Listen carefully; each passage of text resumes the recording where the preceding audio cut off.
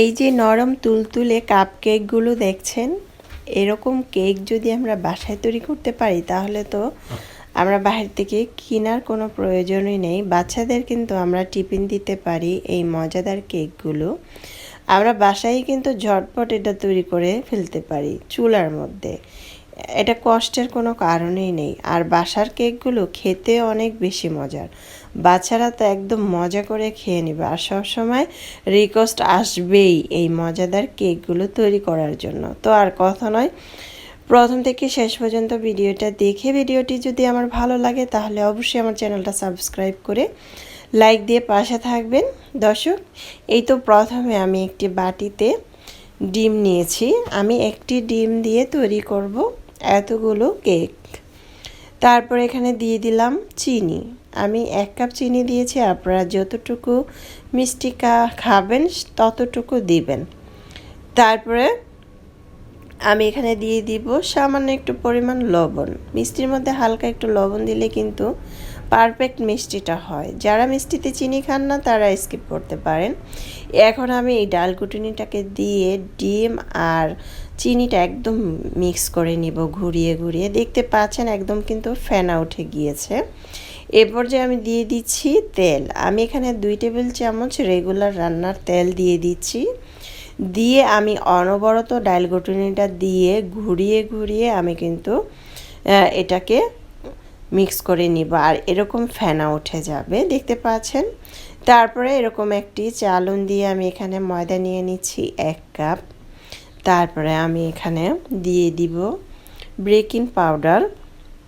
Baking পাউডারটা আমি 1/2 চামচ দিব, 1/2 চামচ বেকিং পাউডার। তারপরে সামান্য অল্প পরিমাণ বেকিং সোডা। এগুলো দিলে কেকটা কিন্তু খুব সুন্দর পারফেক্ট হবে। তারপর আমি একটু চেলে নিব। দেখতে পাচ্ছেন আমি কিন্তু চেলে নিয়েছি। আমি 1 কাপ ময়দা দিয়ে আমি এতগুলো কাপ কেক তৈরি করব।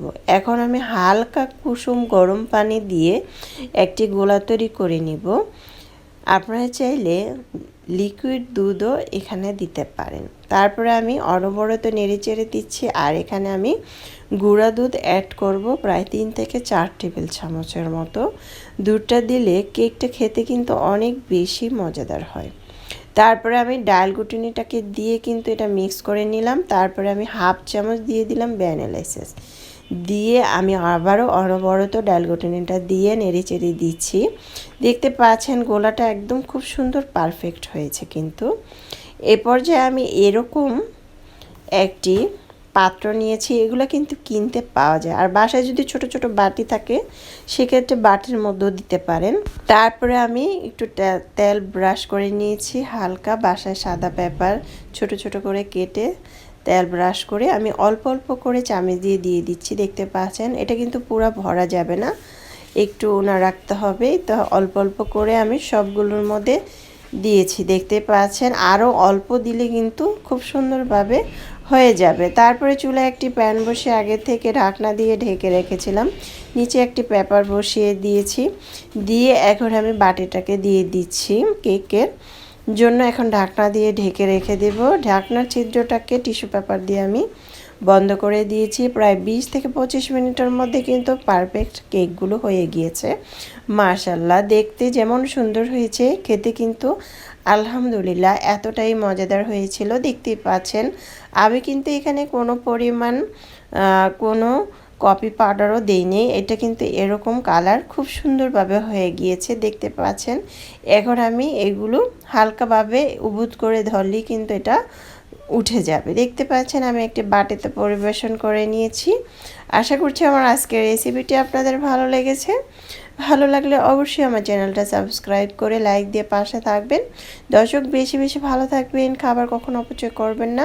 আমরা চাইলে এই মজাদার কেকগুলো বাচ্চাদেরকে তৈরি করে দিতে পারি। বাচ্চারা একদম চেটেপুটে খেয়ে নেবে আর অনেক প্রশংসা করবে, সব আপনাদেরকে বানাতে বলবে।